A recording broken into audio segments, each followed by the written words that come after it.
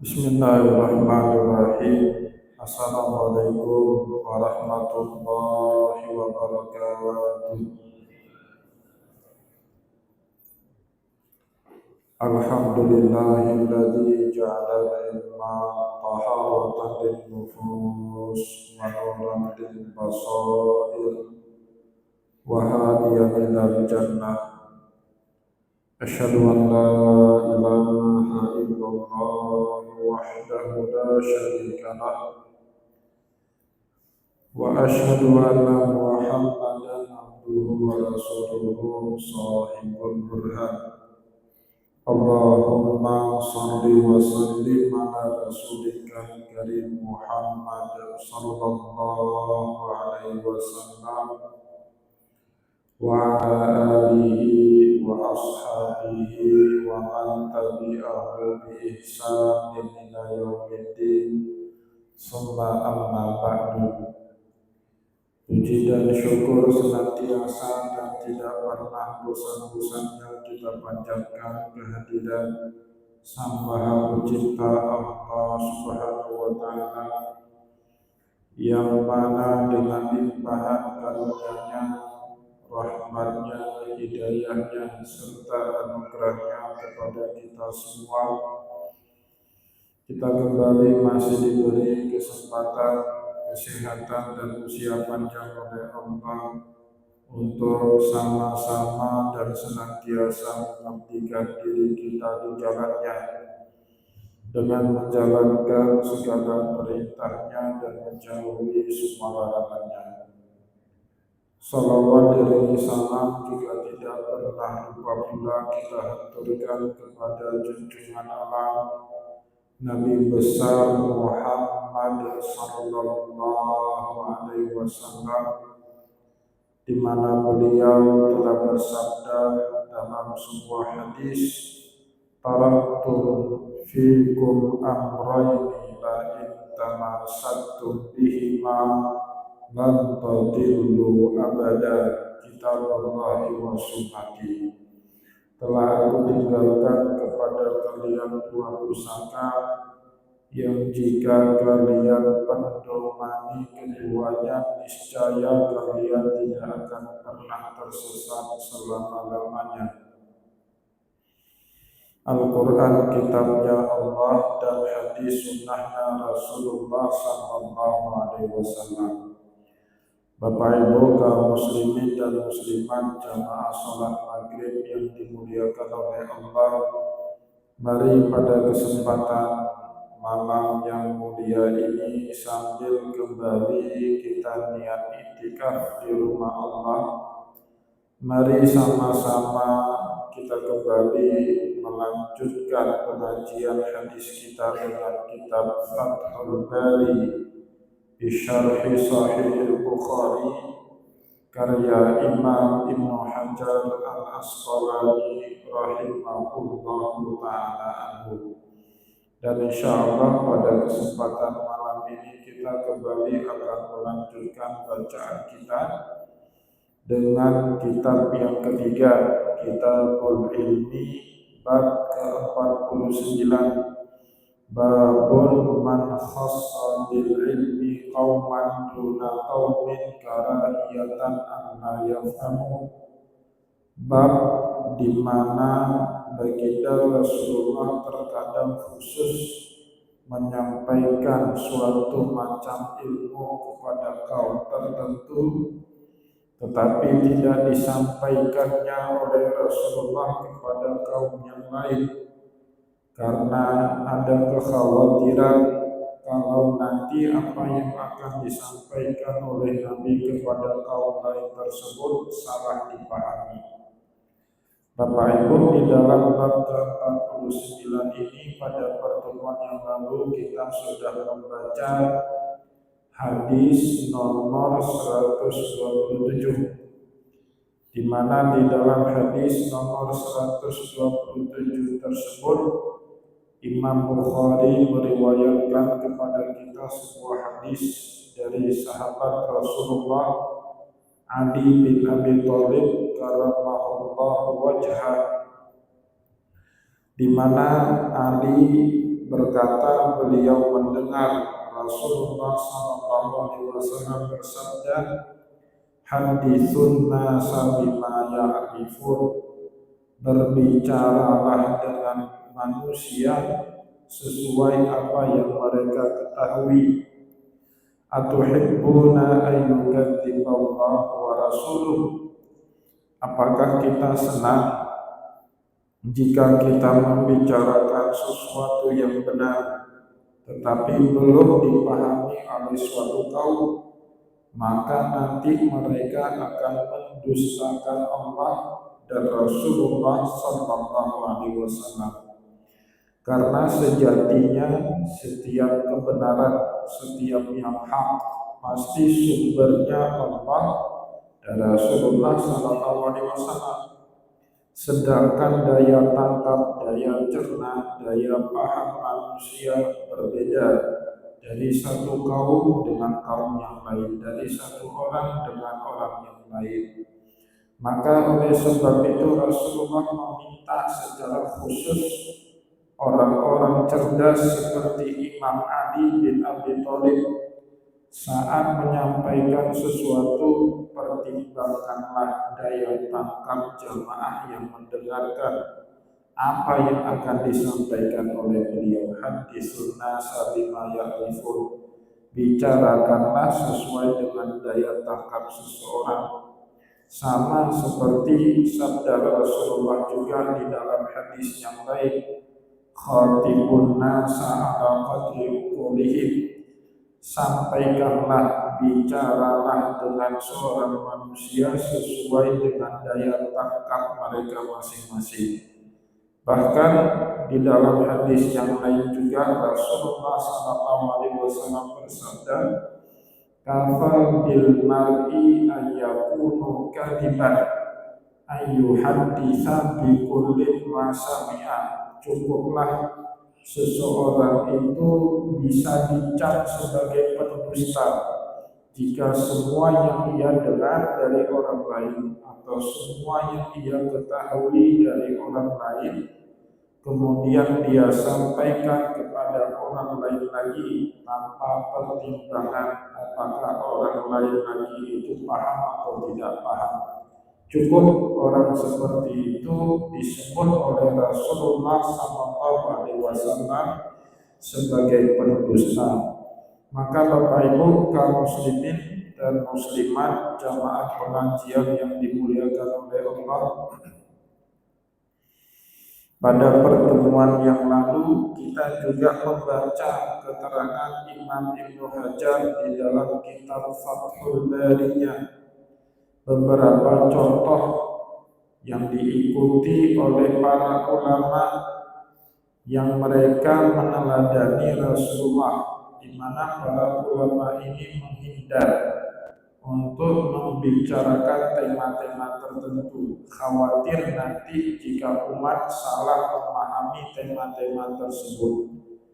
Di antaranya Bapak Ibu yang sudah kita sampaikan pada pertemuan yang lalu, wa mimman karihat tahdisi bi ba'din duna ba'din, adapun di antara para ulama yang tidak mau atau kurang senang menyampaikan hadis-hadis tertentu kepada satu kaum, tetapi hadis-hadis tersebut disampaikan dengan jelas oleh Imam Ahmad pada kaum yang lain. Di antaranya yaitu Imam Ahmad bin Hanbal sendiri, fil ahaditsil lati dhahiruhal khuruju ala sultan, yaitu beliau menghindari betul berbicara di khalayak orang ramai mengenai hadis-hadis yang teks hadis itu, yang zahir makna daripada hadis itu, al-khuruju ala sultan, meminta kita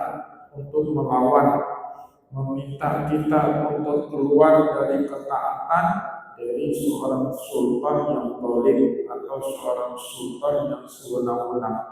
Hadis dalam bab seperti ini Bapak Ibu banyak sekali yang meminta kita untuk tegas di hadapan seorang sultan yang semena-mena, di hadapan seorang penguasa yang zalim. Misalnya sabda Rasulullah sallallahu alaihi wasallam, afdalul jihad indallah kalimatul haq inda sultani jahil. Sesungguhnya jihad yang paling afdal dalam pandangan Allah yaitu mengucapkan kalimat yang benar di hadapan seorang penguasa yang semena-mena. Hadis-hadis seperti ini Bapak Ibu oleh Imam Ahmad bin Hanbal dihindari betul disampaikan di khalayak orang ramai. Kenapa? Berdasarkan pengalaman beliau sendiri Bapak Ibu. Ya, berhadapan dengan seorang penguasa itu bukanlah hal yang mudah. Imam Ahmad ini kan orang yang pernah dipenjara Bapak Ibu, gara-gara enak. Saat Al-Ma'mun Khalifah pengganti Harun al-Rasyid atau lebih tepatnya pengganti Al-Amin, putra tertua daripada Harun al-Rasyid. Al-Ma'mun ini sendiri putranya Harun al-Rasyid. Harun al-Rasyid diganti oleh putra tertuanya Al-Amin. Tapi Al-Amin ini tidak lama berkuasa, diganti oleh adiknya yang bernama Al-Ma'mun. Al-Ma'mun ini Bapak Ibu orang yang sangat terobsesi dengan rasionalitas. Pokoknya agama harus sesuai dengan akal. Itu Al-Ma'mun. Maka semenjak Al-Ma'mun menjadi khalifah dinasti Bani Abbasiyah, dia menjadikan paham Mu'tazilah sebagai ideologi negara Abbasiyah. Siapapun yang bertentangan dengan paham Mu'tazilah, orang ini akan dipenjara, akan dihukum. Bahkan banyak sekali para ulama di zaman itu yang mati di tiang gantungan. Peristiwa ini di dalam sejarah Islam dikenal dengan nama Mihnah. Imam Ahmad bin Hanbal Bapak Ibu pernah mengalami kejadian seperti ini. Salah satu fitnahnya Mu'tazilah menganggap Al-Quran itu sebagai makhluk.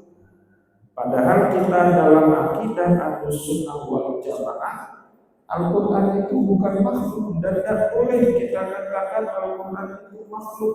Al-Quran itu apa? Kalamullah, dia bukan makhluk. Sesuatu yang tidak dipisahkan dan bahkan tak bisa dipisahkan dari zatnya Allah. Seperti kalamnya saya ini Bapak Ibu, itu milik saya yang gak bisa dipisahkan dari identitas, dari zatnya saya. Itu keyakinan ulama Ahlussunnah wal Jamaah. Sebab beliau mempertahankan argumentasi yang benar Bapak Ibu, Imam Ahmad bin Hanbal mendekam beberapa lama di dalam penjara. Nah itulah sebab Imam Ahmad tidak ingin ada korban di kalangan umat. Jadi hadis-hadis seperti itu Bapak Ibu, kalimatul haq inda sultan jahil, sebaik-baiknya jihad mengucapkan atau berani menyampaikan kalimat yang benar di hadapan sultan penguasa. Hadis-hadis seperti itu kalau disampaikan oleh seorang ulama besar, penuh wibawa, punya karismatik seperti Imam Ahmad bin Hanbal, bisa membuat panas masyarakat, akan terjadi gejolak, bahkan khawatir Bapak Ibu akan menciptakan instabilitas politik dan keamanan di suatu negara. Itulah sebab kalau berbicara di khalayak ramai, di dalam majelis taklim umum atau di atas mimbar Jumat, Imam Ahmad bin Hanbal menghindari betul tema-tema seperti itu. Tidak mau dia bicarakan, takut disalahpahami. Tetapi Bapak Ibu, ketika beliau harus menyampaikan pengajian khusus kepada murid-muridnya yang memang rutin secara kurikulum, secara silabus selalu mengikuti taklimnya beliau, Imam Ahmad bin Hanbal menjelaskan hadis itu maknanya panjang lebar. diuraikan, dikupas tuntas oleh beliau di dalam majelis taklim khusus Imam Ahmad bin Hanbal. Itu salah satu contoh. Contoh yang kedua, di sini banyak diberi contoh oleh Imam Ibnu Hajar Al-Asqalani. Contoh yang kedua di sini Imam Malik, tadi Imam Ahmad bin Hanbal. Kali yang kedua ini Imam Malik. Wa Malikun fi ahaditsis sifati. Begitu juga Imam Malik, dulunya Imam Syafi'i menghindari betul membahas ayat-ayat, hadis-hadis yang berbicara mengenai sifatnya Allah Subhanahu wa taala. Beliau menghindari. Misalnya yadullah fawqa aydihim. Apa makna ayat di situ? Beliau menghindari. Atau kalau ada ayat yang berbunyi kullu man 'alaiha fan, semua yang ada di alam semesta itu pasti binasa, wa yabqa wajhu rabbika dzul jalali wal ikram, yang hanya tersisa itu wajah Tuhanmu yang maha mulia. Bagaimana bentuk rupanya wajah Allah? Seperti orang Arabkah yang hidungnya mancung bangir, atau seperti orang Acehkah yang hidungnya pesek masuk ke dalam? Beliau menghindari. Terserah itulah, mau gimana terserah. Sampai-sampai Bapak Ibu suatu hari Imam Ahmad dipaksa oleh murid-muridnya di dalam pengajian umum, bukan pengajian khusus. Kalau pengajian khusus dikupas tuntas oleh Imam Ahmad bin Hanbal. Di dalam pengajian umum yang dihadiri oleh khalayak ramai dari berbagai profesi, beliau pernah ditanya apa makna dari firman Allah Ar-Rahmanu 'alal 'arsy istawa, dan Allah yang Maha Rahman, yang Maha Pengasih, bersemayam di atas arasy-Nya. Apa makna bersemayam? Apa bersemayam di situ? Duduk seperti duduknya kita di atas kursi, atau seperti duduk bersilanya kita di atas hambar? Ditanya beliau suatu hari di dalam majelis umum. Maka saat itulah Imam Malik menghindar dengan berkata, al-istiwa maklum wal kaifiyatul majhul was-su'alu anhu bid'ah wal imanu bihi wajib. Al-istiwa dalam bahasa, kata istiwa di dalam bahasa Arab maklum, semua kita paham, maknanya duduk. Wal kaifiyatul majhul, tetapi bagaimana duduknya Allah? Tidak ada yang tahu.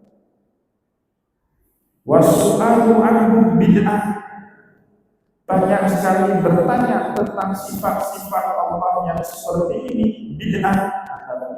Berani beliau memfatwakan bid'ah. Wal kaifiyah wal imanu bihi wajib, bahwa ada ayat seperti itu di dalam Al-Quran, wajib kita mengimaninya. Kenapa Bapak? Itu berdebat masalah-masalah seperti itu gak akan selesai. Dari dulu ulama sudah memperdebatkan itu sampai hari ini, bahkan akhir zaman Pak. Kalau terus kita ikuti debat itu, yang akan muncul fitnah, permusuhan di tengah umat Islam. Maka lebih baik dihindari saja masalah-masalah seperti ini Bapak Ibu. Sekte pertama yang terjadi di dalam sejarah Islam muncul gara-gara memperdebatkan hal seperti ini. Algoritma sosial ini dipelajari betul sama Imam Malik. Ini berbahaya kalau kita terus-terusan berbicara seperti ini, tidak produktif buat umat Islam. Dulu Bapak Ibu, saat Muawiyah menjadi khalifah, Ali bin Abi Thalib terbunuh saat melaksanakan sholat subuh. Banyak kaum muslimin yang tidak bisa menerima kenyataan itu. Mereka masih banyak tidak mau baiat kepada Muawiyah, bahkan mereka memberontak kepada Muawiyah. Di satu kesempatan Jumat, Muawiyah menjadi khatib di Di dalam khutbahnya beliau berkata, "Kullu ma hadatsa," semua yang sudah terjadi, yaitu Ali bin Abi Thalib terbunuh, beliau masih hidup dan bahkan menjadi khalifah, bimasyiatillah wa qudratihi wa yardahu walau lam yarda, semua yang terjadi ini atas keinginan Allah, atas kehendak Allah, atas kudrahnya Allah, atas ridhonya Allah. Kalaulah Allah tidak ridho, saya pasti tidak menjadi khalifah. Ini didengar khutbahnya itu oleh dua orang. Namanya Ja'd bin Dirham, satu lagi namanya Ja'ad bin Safwan. Dua orang ini kemudian atas dasar kalimat yang diucapkan oleh Muawiyah merumuskan paham yang kita kenal di dalam sejarah Jabariyah. Pokoknya jangan protes lah. Hari ini apa yang sudah terjadi itu sudah kehendaknya Allah. Muawiyah jadi khalifah, Ali terbunuh. Sebabnya apa? Jadi tidak produktif berbicara itu, bahkan terjadi perpecahan di tengah umat Islam. Awalnya ya seperti itu. Jumat depannya Bapak Ibu, apa yang dikatakan oleh Muawiyah dibalas sama Hasan, putra tertuanya Ali bin Abi Thalib. Tidak ada itu Jabariyah, la qada wala qadar. Tidak ada qada, tidak ada qadar. Semua yang terjadi ini gara-gara Muawiyah. Ada orang yang dengar khutbahnya itu, siapa itu namanya, pendiri Qadariyah. Pendiri Qadariyah itu kemudian mengatakan, tidak ada itu qada dan qadar, yang ada semua ulahnya Muawiyah. Ini gara-gara salah memahami sifatnya Allah. Padahal apa yang dilontarkan Muawiyah tidak bermaksud menjelaskan sifat Allah, itu motifnya politik. Begitu juga apa yang diucapkan oleh Hasan, putranya Ali bin Abi Thalib, bukan dalam konteks menjelaskan sifat Allah, tetapi itu politik. Nanti Bapak Ibu dijelaskan di khalayak ramai, banyak orang kemudian salah tangkap, muncullah paham Jabariyah, muncullah paham Qadariyah. Imam Ali tahu betul algoritma sosial akan terjadi kalau umat diajak larut berbicara tentang ayat-ayat mutasyabihat. Maka oleh sebab itulah Bapak Ibu, di saat beliau hidup, beliau tidak punya atau tidak mau banyak berargumen mengenai ayat-ayat mutasyabihat. Jadi saya perhatikan Bapak Ibu. Coba Bapak Ibu perhatikan, kalau ada orang yang berdebat, Allah itu di mana? Apa di langit atau ada di mana-mana? Itu sampai hari kiamat akan ketemu, Pak. Dari dulu orang udah berdebat sampai hari kiamat akan ketemu. Jadinya ada habis energinya. Maka cocok sekali apa yang dikatakan oleh Imam Malik. Al-istiwa maklum. Allah itu ada, kita maklum. Wal kaifiyah majhul, bagaimana adanya Allah kita tidak tahu. Wasu'alu anhu bid'ah, banyak sekali tanya masalah itu bid'ah. Wal iman bihi wajib, berimannya kita adanya Allah wajib, tidak boleh tidak. Maka sifat pertama yang ada sama Allah itu apa? Wujud. Udah, bagaimananya jangan tanya-tanya lagi, pokoknya udah yakin aja lah, supaya umat lebih produktif, pikir hal-hal yang lain yang lebih bermanfaat. Itu tema yang dihindari oleh Imam Malik. Jadi kayaknya Bapak Ibu para ulama ini berdasarkan pengalaman mereka masing-masing. Imam Ahmad tidak mau ngomong tentang bersih tegang dengan penguasa. Imam Malik tentang ayat-ayat yang menjelaskan sifat Allah atau hadis-hadis mengenai sifat Allah. Abu Yusuf ini salah seorang muridnya Imam Abu Hanifah. Imam Syafi'i tidak pernah ketemu dengan Imam Abu Hanifah. Lahir Imam Syafi'i tahun 150 Hijriah, Imam Abu Hanifah wafat. Tetapi Imam Syafi'i, Bapak Ibu, banyak sekali berguru kepada murid-muridnya Imam Abu Hanifah. Salah seorang di antaranya bernama Abu Yusuf. Abu Yusuf ini, Bapak Ibu, menghindari betul memperbincangkan tema-tema tentang gharaib. Gharaib itu hadis-hadis aneh yang susah dan rumit sekali kita pahami, meskipun makna atau sanad daripada hadis itu sahih. Sanad itu pak sahih, tetapi makna dari hadis itu rumit sekali dipahami. Di sini Imam Ibnu Hajar tidak memberi contoh bagaimana hadis gharib ya, atau jamaknya gharaib. Jamaknya gharaib, bentuk mufradnya gharib. Apa itu maknanya? Hadis-hadis aneh. Walaupun sanadnya sahih, tapi matan daripada hadis itu sulit sekali dipahami. Namun Bapak Ibu kaum muslimin dan muslimat yang dimuliakan oleh Allah, kalau kita telusuri misalnya, ini ada satu contoh di dalam Sunan At-Tirmidzi, diberi contoh daripada hadis-hadis gharib. Babun ma jaa fi du'ai 'alal jarad. Bab di mana Nabi Muhammad pernah berdoa kepada belalang. Jadi Nabi Muhammad pernah doa untuk belalang, Pak. Dan anehnya doanya berisi kutukan. Padahal Nabi bukanlah pengutuk. Ma kuntu bu'istu la'anan wala sababa. Dulu Pak Nabi Muhammad pernah diminta sama sahabat untuk maki-maki, untuk mengutuk, untuk mencaci maki orang-orang Quraisy yang telah melukai Rasulullah. Langsung beliau jawab, ma kuntu bu'istu la'anan wala sababa. Saya tidak diperintahkan sama Allah untuk mengutuk ataupun menghujat orang lain. Tapi di dalam hadis ini Pak, Rasulullah memaki-maki hewan yang nggak ada salah, belalang. Belalang itu Bapak Ibu di dalam hadis yang lebih sahih, dua jenis hewan yang jangankan hidup, bangkainya pun boleh kita makan. Uhillat lakum al-maitatani wad damani, kata Rasulullah. Telah dihalalkan kepada kalian dua jenis bangkai dan dua jenis darah.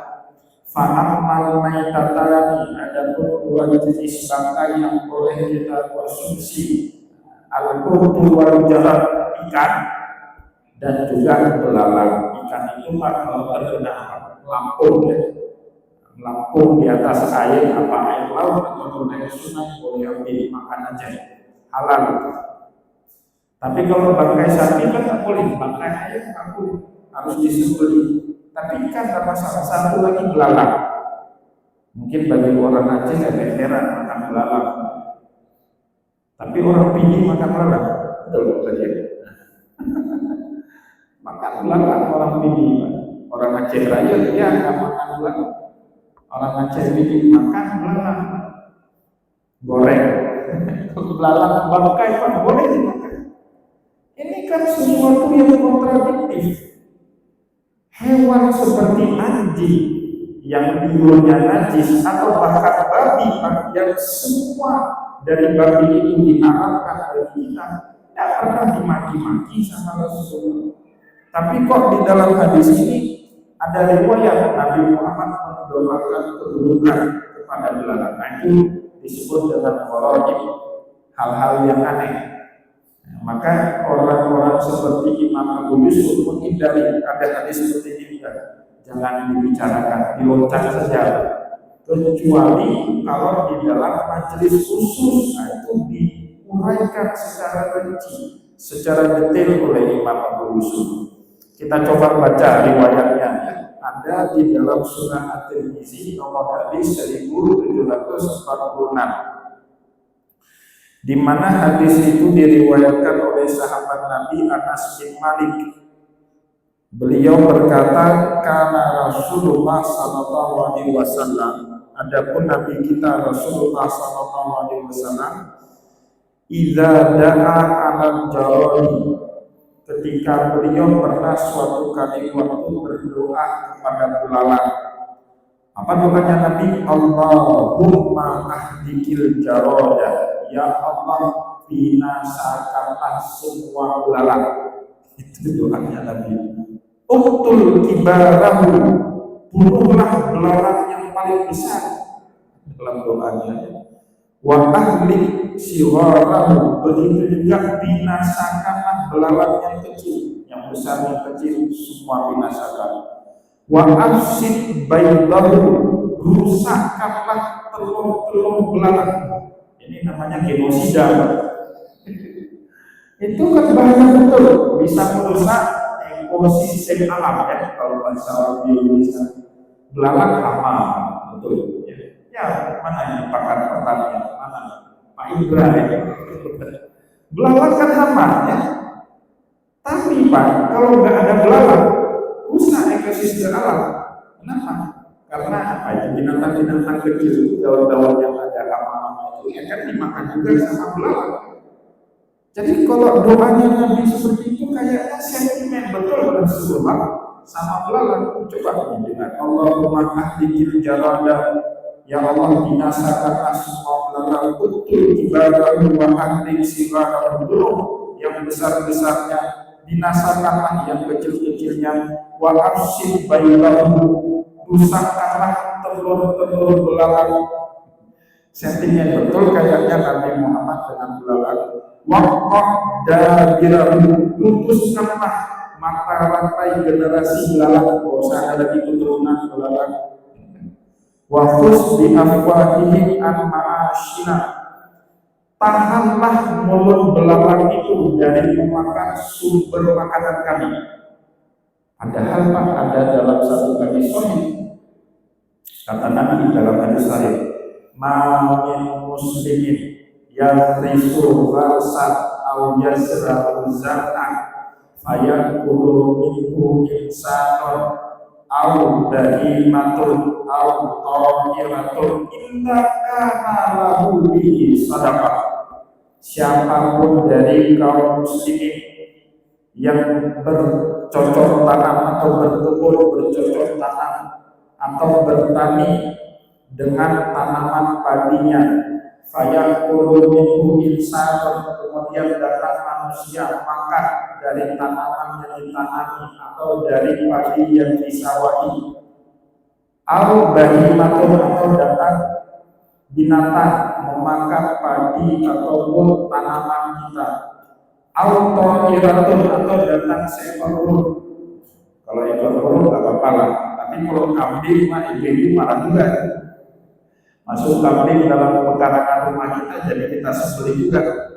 Kalau yang makannya burung ya tak apa-apa.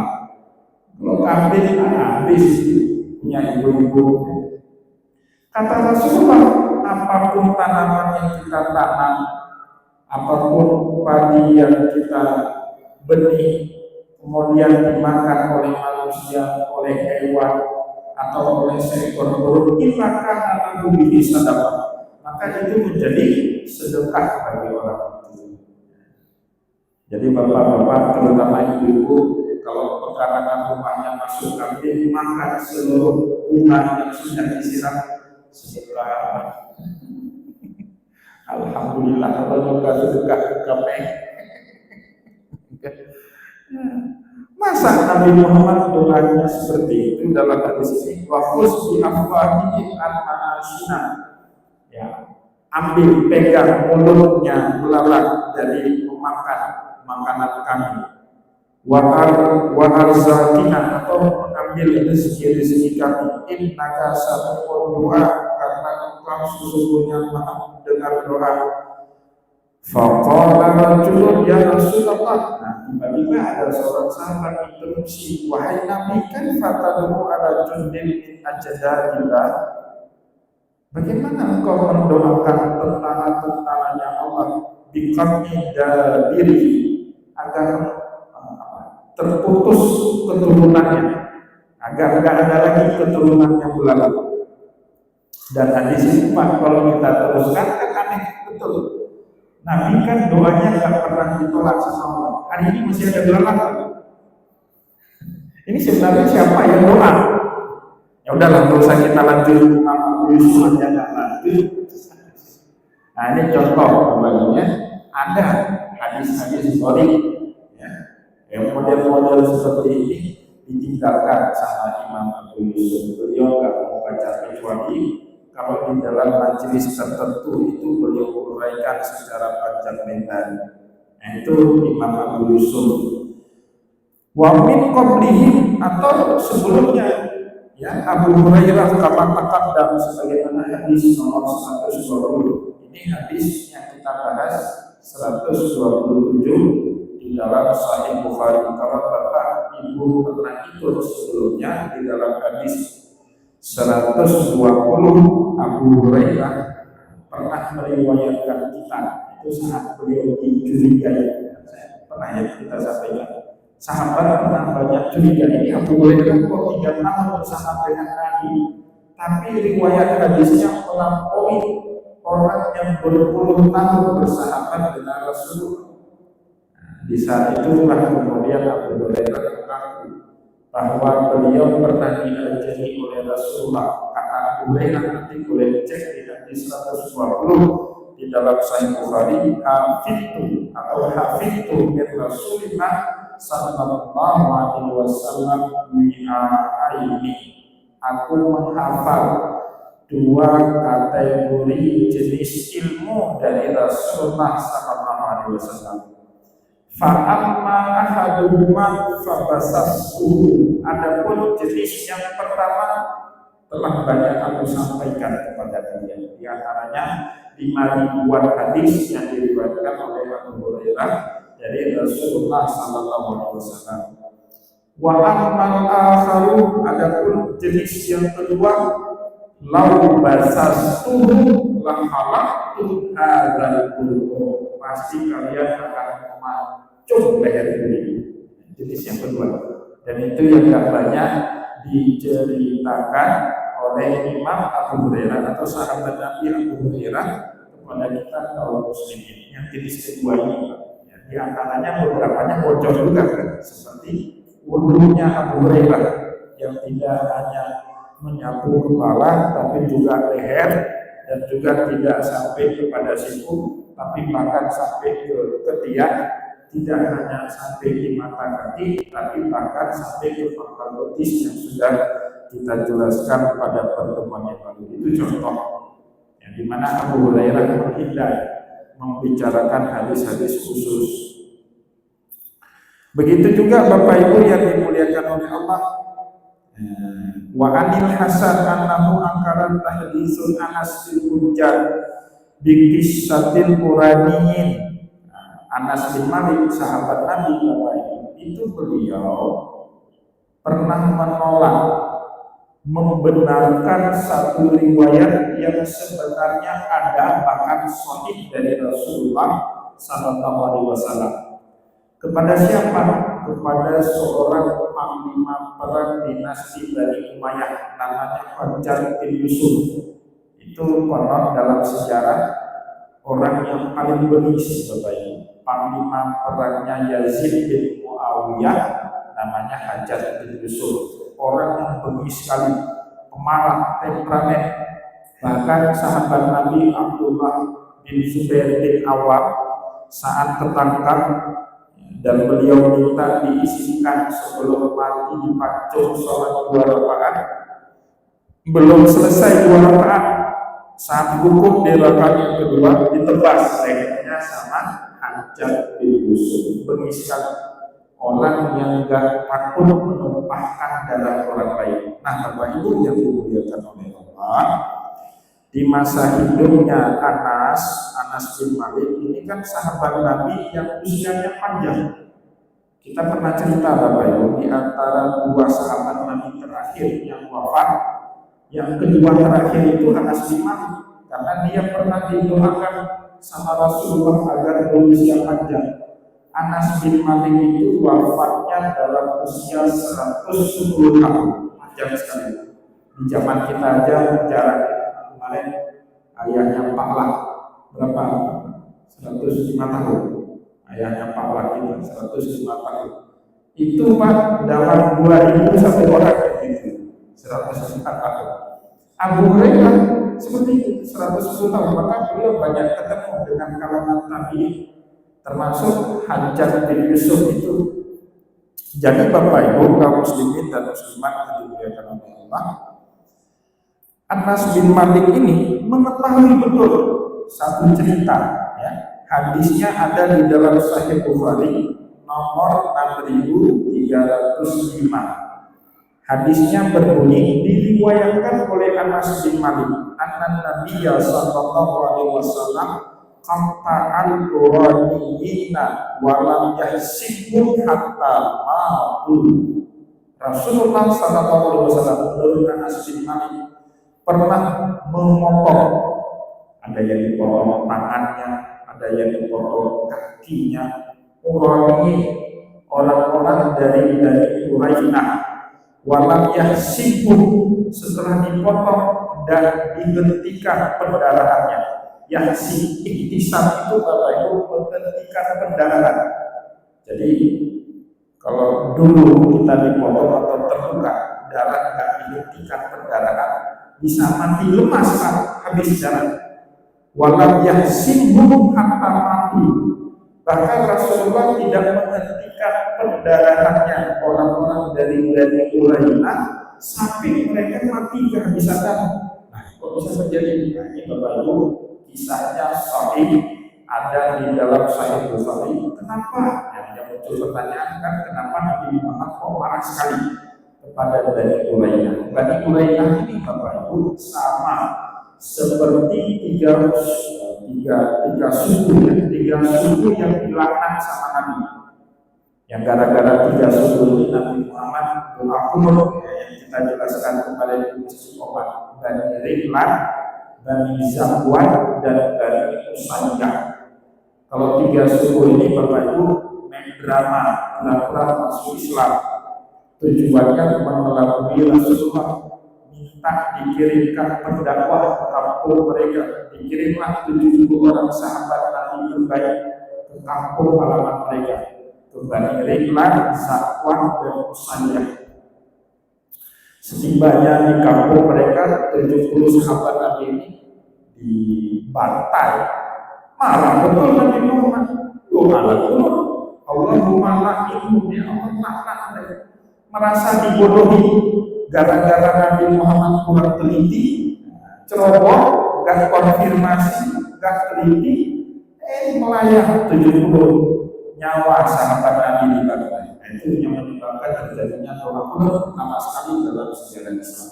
Itu Bani Rihlan, Zakwan, dan Usayyah.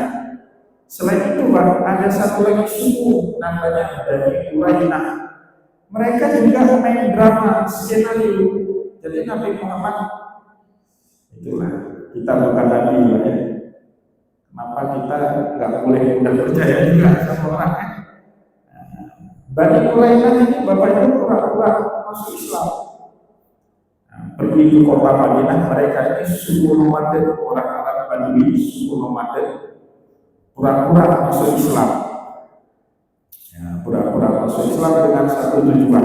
Tujuannya akhirnya ketahuan sama Rasulullah. Pergi mereka ratusan orang masuk Islam di hadapan Nabi langsung di kota Madinah, dan Nabi kemudian meminta mereka tinggal menetap di kota Madinah. Setelah tinggal beberapa saat di kota Madinah, muncul bintik-bintik merah di kulit mereka. Mereka melapor, ya Rasulullah, sepertinya kami mengalami alergi. Tapi Nabi Muhammad mengindikasi itu bukan alergi, seperti semacam penyakit menular. Nah, mungkin kalau saya duga Bapak Ibu di zaman sekarang itu namanya cacar. Di zaman sekarang, walaupun tidak disebut dalam hadis, cacar kan menular. Kalau alergi menular. Nah, maka Nabi Muhammad meminta suku Quraisyah ini, Bani Quraisyah, pikir dari kota Madinah. Mereka padahal sudah bertempat di kota Madinah, dikasih rumah, dikasih fasilitas. Orang-orang dari Pak tinggal di tenda-tenda di gunung, dikasih rumah, dikasih fasilitas. Itu kan nikmat apa lagi yang diingkari? Bagaimana baiknya Rasulullah SAW kena penyakit kulit. Akhirnya Rasulullah minta mereka menyingkir dari kota Madinah. Disiapkan tunggangan sama Rasulullah. Disiapkan kuda, disiapkan onta. Ratusan orang, satu orang naik kuda masing-masing. Rasulullah minta para sahabat menyiapkan kuda, menyiapkan onta. Kalau sekarang seperti delegasi POM lah, pemerintah kita menyiapkan mobil lah. Nah, siapkan mobil. Dibawalah ke satu daerah di pinggiran kota Madinah yang cuacanya itu mirip-mirip seperti di gunung. Kalau Madinah itu di musim dingin kan dingin Pak. Bagi orang yang nggak kuat kadang-kadang alergi. Nah, di bawah di tempat itu agak sedikit panas di bawah situ. Bapak Ibu kaum muslimin dan muslimat yang dimuliakan oleh Allah. Nah, ini sedikit sebelum kita sampai ke situ, disitulah kemudian orang ini nggak sembuh-sembuh, bintik-bintik merahnya, alerginya. Akhirnya dilaporlah sama sahabat Nabi yang menjaga mereka. Ya Rasulullah, Bani Qurainah yang engkau isolasi kemarin nggak sembuh-sembuh bintik merahnya. Nah, maka Nabi Muhammad wa umiru at-tadawu bi rausil ibil. Nabi Muhammad memerintahkan mereka berobat dengan air kencingnya onta. Nah, itu kan pernah dengar. Kalau pergi ke Arab bahkan ada dijual botol isinya kencing onta. Nah, itu dari mana belinya? Ada itu. Jadi suku Bani Qurainah terkena penyakit kulit yang sembuh-sembuh. Nabi Muhammad minta kepada sahabat yang menjaga untuk mengobati mereka. Bagaimana caranya? Dengan minum air kencing onta. Tapi penjelasannya sama ulama itu khusus hanya untuk Bani Qurainah saja. Jadi Nabi Bapak Ibu sebenarnya bisa doa sama Allah diangkat langsung penyakitnya, atau langsung ketemu dengan Bani Qurainah disentuh sama Nabi, insya Allah sembuh. Pokoknya cari sebab, nggak bisa sembuh simsalabim tanpa ada sebab. Nabi Muhammad hari itu ingin memberitahu kepada Bani Qurainah yang baru masuk Islam, kalau Allah bisa menciptakan sebab dalam model apapun, meskipun itu sangat mustahil menurut akal logika kita. Pakai apa? Kencing onta. Nah, pakai kencing onta. Minumlah. Makanya kalau sekarang jangan Bapak Ibu coba kalau cacar,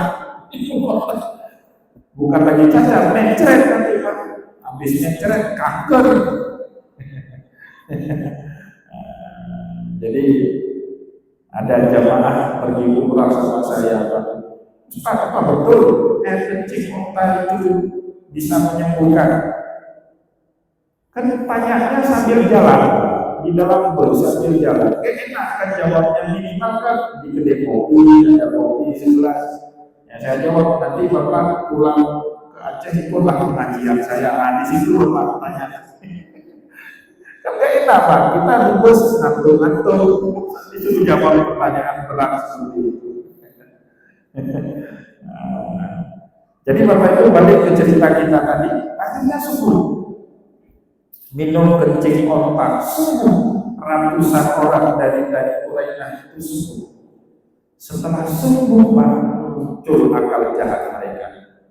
Dibunuhnya sahabat Nabi itu dibunuh semua. Yang mengawal mereka dibunuh semua. Onta-ontanya, kuda-kuda sahabat Nabi diambil semua, tenda-tendanya diambil, dibawa.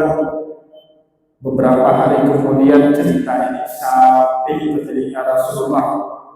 Nabi Muhammad minta ada 1000 pasukan untuk cari mereka hidup atau mati. Jangan pulang ke kota Madinah sebelum kalian tangkap seluruh orang dari suku Bani Qurainah. Betul Nabi Muhammad. Itu ibarat sudah dikasih hati tak jantung, Pak. Nggak tahu syukur. Gimana itu kurang baik apa Rasulullah? Akhirnya Bapak Ibu ketangkap Bani Quraidah ini, dihukum bunuh. Nah, maka di dalam Sahih Bukhari pembahasan hadis tadi Pak ada di dalam babul bunuh, itu betul.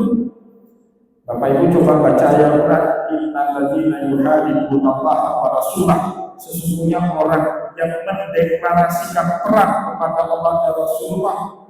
Innal ladzina yuhadibunallaha wa rasulah fayattaquna aydiyahum wa arjulahum min khilaf aw yufarriquna, dipotong tangan dan kakinya secara silang. Tahu Pak secara silang maksudnya?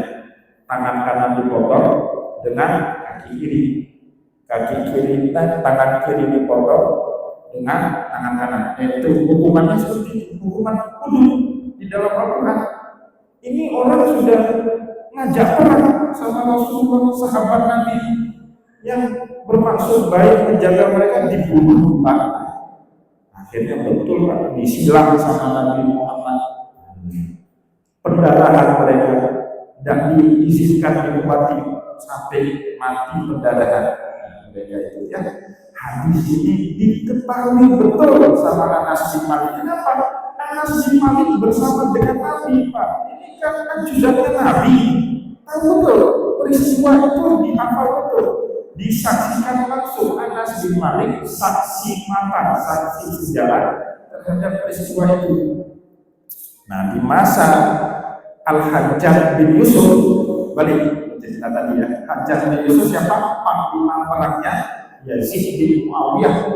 Dia memerangi semua kelompok Muslim yang tidak mau baiat kepada Yazid. Inilah kira-kira Muawiyah janji, oke, Ali sudah terbunuh, saya jadi khalifah. Setelah saya jadi khalifah, kekuasaan Amirul Muslimin akan dikembalikan kepada umat. Janjinya gitu Pak. Sebelum meninggal dunia, Muawiyah mengangkat anaknya sebagai putra mahkota. Mirip-mirip lah sekarang. Cuma bedanya Bapak Ibu nggak dibantai aja, itu aja beda. Mirip-mirip dengan sekarang. Bedanya kita nggak dibantai. Di masa dahulu, siapapun yang nggak membaiat kepada Yazid bin Muawiyah dibantai. Siapa pembantainya? Hajjaj bin Yusuf. Nah, untuk mendapatkan legitimasi agama terhadap aksi pembantaian dia, Hajjaj bin Yusuf mendatangi Anas bin Malik. Dia tanya, apakah engkau mengetahui kalau dulu Rasulullah pernah memotong tangan orang-orang dari suku Bani Quraidah secara silang gara-gara mereka membangkang Rasulullah? Apa jawaban Anas bin Malik? Saya tidak pernah mendengar hadis itu. Kenapa? Tahu Anas bin Malik Pak, ini hadis kalau beliau aku pernah dengar, dipelihir, disalahgunakan untuk melegitimasi kelakuan Hajjaj bin Yusuf untuk membantai kaum muslimin. Berdustalah. Maka disebut, sehingga sesaat sebelum Imam Anas bin Malik, sahabat Nabi Anas bin Malik wafat, beliau khawatir menyembunyikan kebenaran.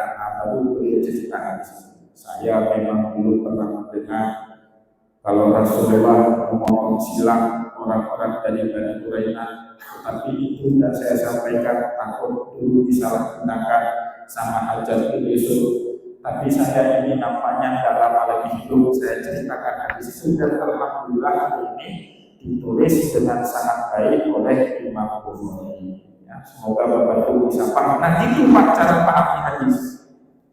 Agak repot kan, agak berbelit-belit. Itulah cara memahami hadisnya Rasulullah SAW. Semoga apa yang telah kita sampaikan pada kesempatan malam ini bermanfaat. Mohon maaf sudah agak sedikit panjang pada kesempatan malam ini. Takut saya putus Bapak Ibu pulang dari sini jadi Hajjaj bin Yusuf semua.